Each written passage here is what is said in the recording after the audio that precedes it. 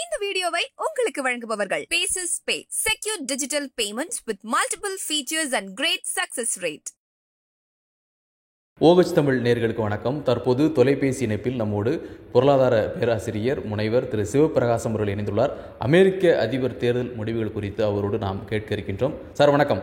Sir, இப்போ அமெரிக்க அதிபர் தேர்தல் முடிவுகள் கிட்டத்தட்ட இந்த ட்ரம்ப் அவருடைய வெற்றி உறுதி செய்யப்பட்டுருச்சு. கொண்டாட்டங்கள், அவர் உரை நிகழ்த்திட்டாரு. அடுத்தடுத்த கட்டங்களை நோக்கி அவர் நகர்ந்து கொண்டிருக்கிறாரு. ஸோ இந்த அதிபர் தேர்தல் முடிவு, ட்ரம்ப் வெற்றி பெறுவார் என்கிற முடிவு நீங்க உங்களை பொறுத்தளவுல இது ஒரு எதிர்பார்க்கப்பட்ட முடிவு தானா, இல்ல கருத்து கணிப்புகளை தாண்டி இது வேறு மாதிரியான ஒரு முடிவை கொடுத்திருக்கு அப்படிங்கிற மாதிரி நினைக்கிறீங்களா? இது வேறு விதமான முடிவு தான் கொடுத்திருக்கு. இது ஒரு பிளசன்ட் சர்ப்ரைஸ் தான். இதுல இவர் ஜெயிக்க வச்சது பைடன்ங்கிறது என்னுடைய கருத்து. பைடனுடைய இன்ஆக்ஷன், மாஸ்டேல் இன்ஆக்ஷன் தான் பலிகடாவா ஆனது கமலா ஹாரிஸ். ஏன்னு கேட்டீங்கன்னா, தொடர்ந்து கவனிச்சுக்கிட்டு இருக்கேன்னா ட்ரம்ப் பீரியட்ல இருந்து இது இப்ப இங்க சனாத சக்திங்கிற மாதிரி அந்த சனாத சக்தி தான் இப்ப அமெரிக்காவிலையும் வெற்றி பெற்றிருக்கு அப்படிங்கிறது தான் என்னுடைய கருத்து. ட்ரம்ப் அவருக்கு இந்தியர்கள்ல இங்க உள்ள பிஜேபி, குஜராத்திஸ், மார்வாரிஸ், அமெரிக்கால உள்ளவங்க எல்லாம் கங்கணம் கட்டிக்கிட்டு ஒர்க் பண்ணியிருக்காங்க. தமிழ்நாட்டுல உள்ளவங்களும் கமலா ஹாரிஸை பிளாக்காவே கன்சிடர் பண்ணி அவங்கள அவுட்காஸ்ட் பண்ணிட்டாங்க.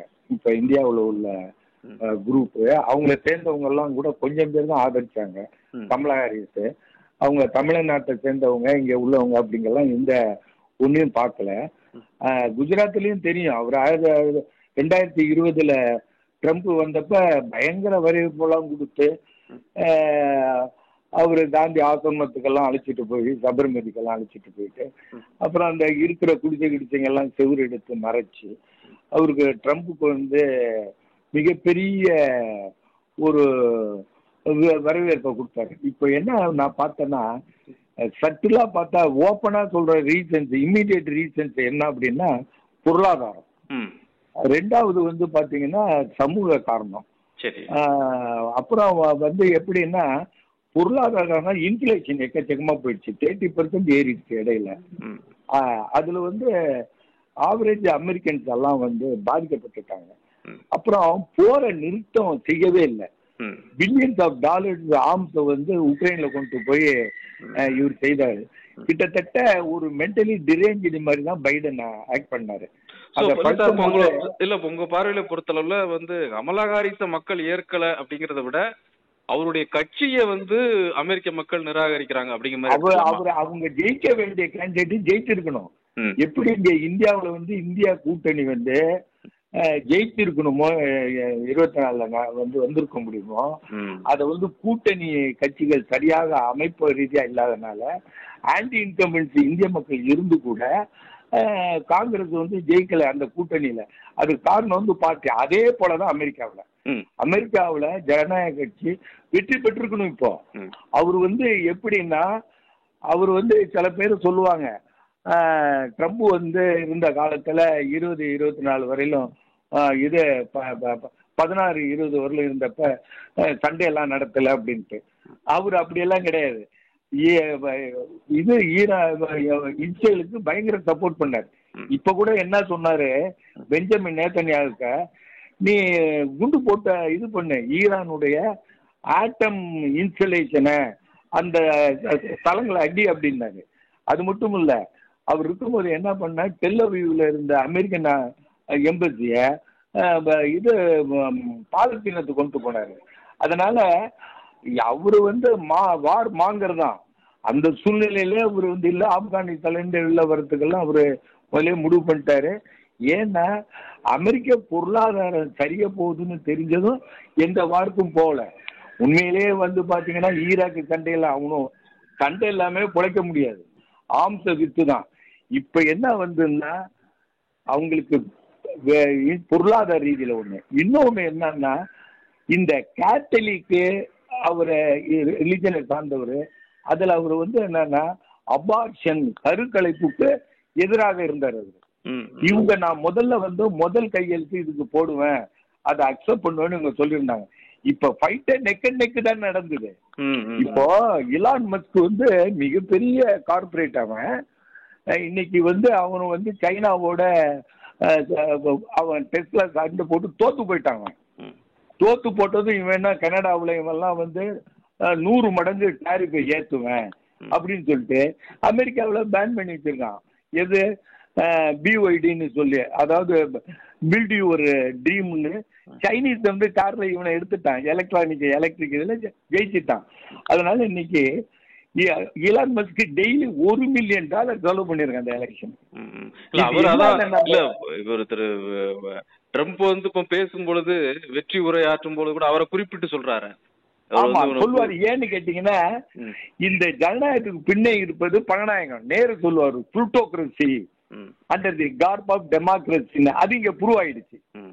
ஒரு நாளைக்கு $1 மில்லியன், $1 மில்லியனா $10 லட்சம் ஒரு இண்டிவிஜுவல் கார்பரேட் ஒரு கார் ஓனர் செலவு பண்றான்னா நீங்க பாருங்க.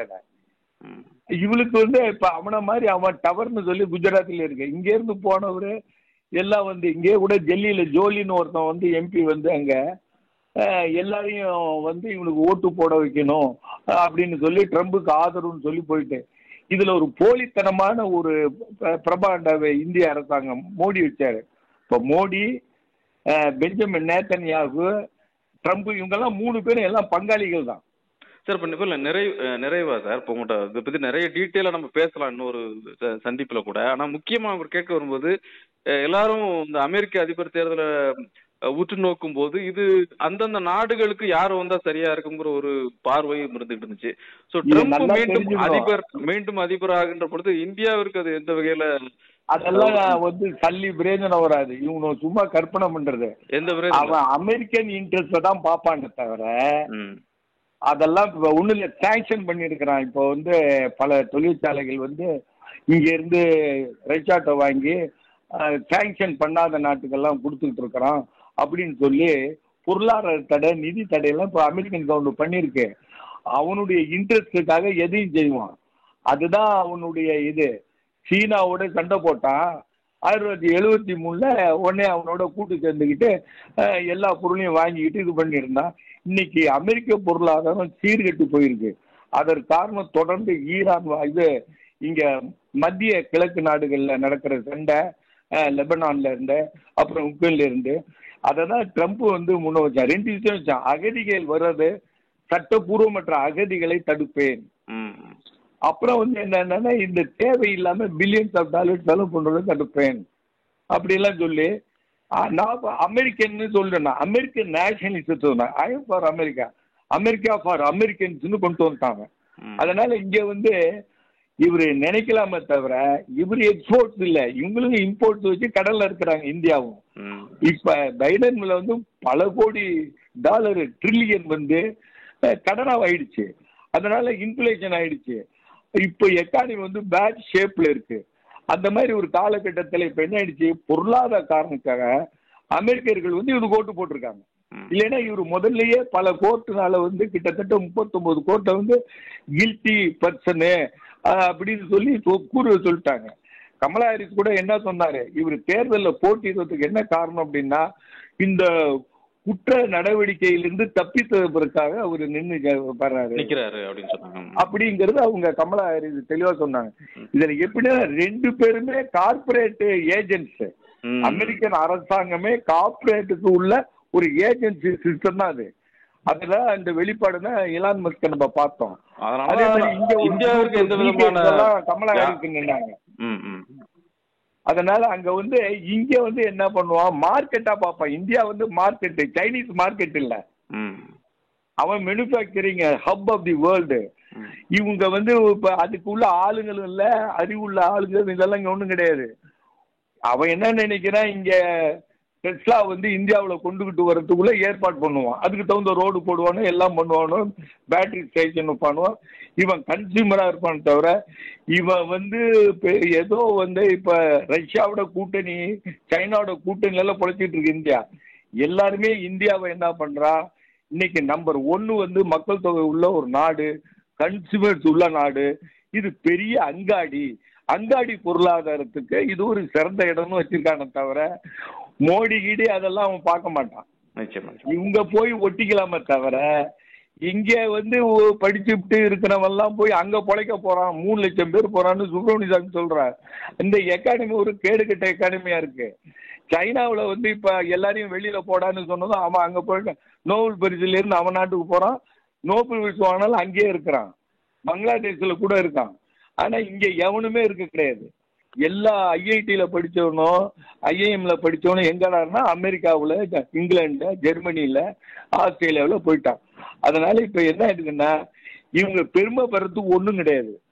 சும்மா அவனோட நப்பி கிப்பி போட்டு ஏதாவது பண்ணிக்கலாமே தவிர இன்னொரு பொருளாதாரத்தை நம்பி இவன் வர்றதுக்கு ஒண்ணும் இல்ல. மிக்க நன்றி, மிக்க நன்றி. நன்றி, நன்றி, நன்றி. இந்த வீடியோ உங்களுக்கு பிடிச்சிருந்தா லைக் பண்ணுங்க, ஷேர் பண்ணுங்க, கமெண்ட் பண்ணுங்க. மறக்காம OH தமிழ் சேனலுக்கு சப்ஸ்கிரைப் பண்ணுங்க.